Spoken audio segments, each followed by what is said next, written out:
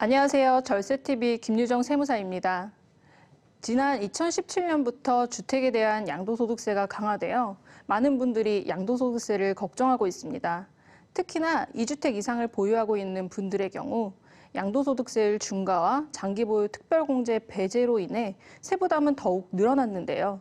오늘은 1세대가 주택 두 채를 보유했지만 1주택으로 보아 비과세를 적용받을 수 있는 특례들에 대해서 말씀드리겠습니다. 먼저 국내에 1주택을 소유한 1세대가 그 주택을 양도하기 전에 다른 주택을 취득함으로써 일시적으로 2주택자가 된 경우입니다.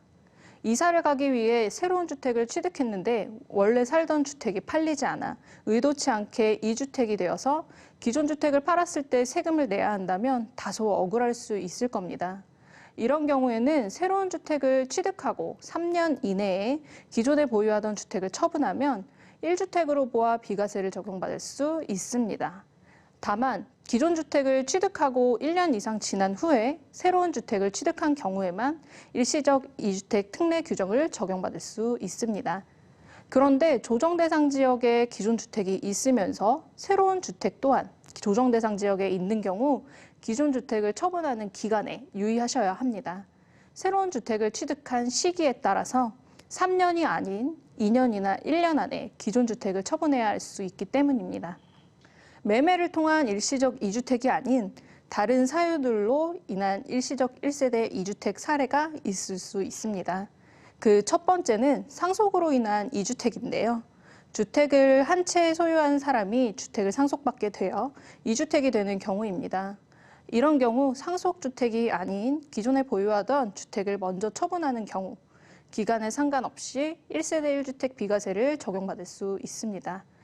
달리 말하자면 기존 주택과 상속주택 이렇게 2주택을 소유한 사람이 기존 주택보다 상속주택을 먼저 처분하게 된다면 과세된다 이렇게 볼 수도 있습니다. 그리고 두 번째는 혼인으로 인한 2주택입니다. 결혼을 할 당사자 2명이 각각 한 채의 주택을 보유하고 있는 상태에서 결혼을 하여 1세대를 이루게 된다면 결혼과 동시에 1세대 2주택자가 되게 됩니다. 이런 경우 혼인한 날로부터 5년 이내에 먼저 양도하는 주택에 대해서는 1세대 1주택 비과세를 적용받을 수 있습니다. 마지막으로 세 번째는 부모님을 모시기 위해 세대를 합쳐서 2주택이 된 경우입니다. 1주택을 보유하고 있는 자가 1주택을 보유하고 있는 60세 이상의 부모님 등 직계 존속을 동거봉양하기 위해 세대를 합침으로써 2주택이 된 경우 세대를 합친 날로부터 10년 이내에 먼저 양도하는 주택은 1세대 1주택 비과세 적용이 가능합니다. 지금까지 알면 절세할 수 있는 1세대 1주택 비과세 특례에 대해서 말씀드렸습니다.